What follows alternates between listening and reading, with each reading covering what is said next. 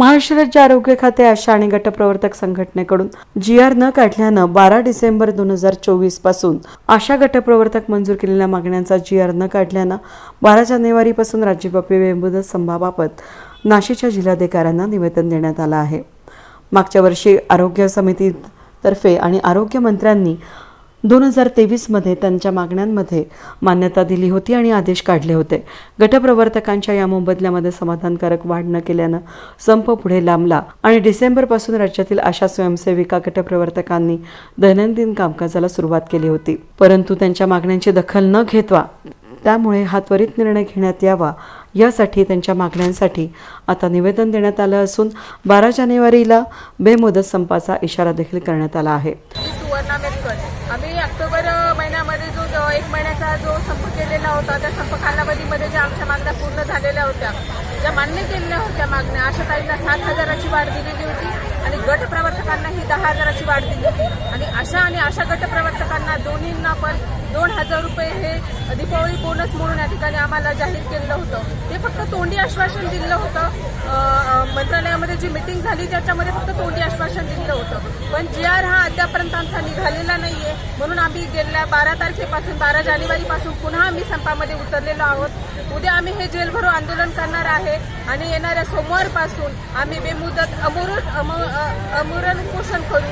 हे आमचा ठाम निर्णय राहील। जोपर्यंत आमचा GR निघणार नाही तोपर्यंत आमची ही ठाम भूमिका राहील। आणि मागच्या महिन्यात सुद्धा गेले 21 दिवस संप केला, परंतु त्या संपाला ज्यावेळेस आम्हाला मंत्रालयात बोलवण्यात आलं तेव्हा आम्ही मंत्रालयात गेलो असता आरोग्यमंत्री सावंत साहेबांनी आम्हाला सांगितलं की तुम्हाला अशांना 7,000 आणि गट प्रवर्तकांना 10,000 मानधन वाढ होईल, परंतु आणि 2,000 दिवाळी बोनस मिळेल, परंतु अद्याप त्यांनी कुठलाही GR काढलेला नाही। त्यामुळं आम्ही परत संपात उतरलो आहोत 12 जानेवारीपासून। आता आम्ही हा जो संप ठामपणे करणार आहोत आणि आमची कुठलीही आशा किंवा गटप्रवर्तक काही कामावर जाणार नाही, कारण आम्हाला या फसव्या सरकारने फसवलं आहे।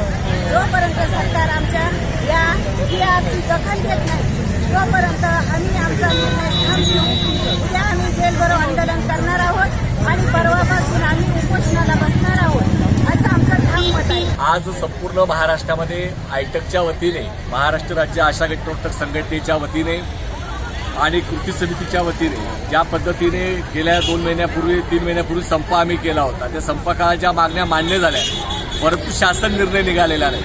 म्हणून 12 जानेवारीपासून महाराष्ट्रातील 75,000 आशा आणि 3,500 गटप्रवर्तक संपावर गेलेले आहेत आणि इथं GR निघावा म्हणून आमची मागणी आहे। म्हणून हा GR जर सरकार काढत नसेल, आशा गटप्रवर्तकाची फसवणूक करणार असेल तर आज आम्ही या ठिकाणी धरणे करतोय।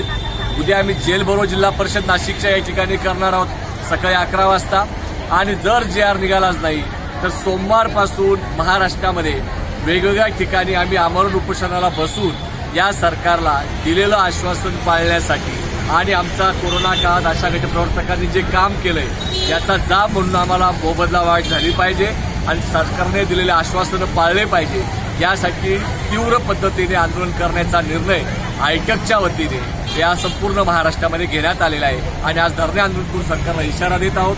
आशांना 7,000 रुपयाची मोबदला वाढ, गटप्रवर्तकांना 10,000 रुपये मोबदला वाढ, त्याचप्रमाणे 2,000 रुपये दीपावलीची भाऊबीज भेट आणि त्याचबरोबर कंत्राटीकरणाचा कर्मचाऱ्यांचा दर्जा आशा गटप्रवर्तकांना द्यावा आणि त्याचप्रमाणे सामाजिक सुरक्षा आशा गटप्रवर्तकांना लागू करून त्यांना सर्व प्रकारच्या सुविधा लागू कराव्यात, यासाठीचं या आजचं आंदोलन आयटकच्या वतीने करण्यात आलं आहे। वेद न्यूजसाठी प्रतिनिधी भूपेंद्र बारू, नाशिक।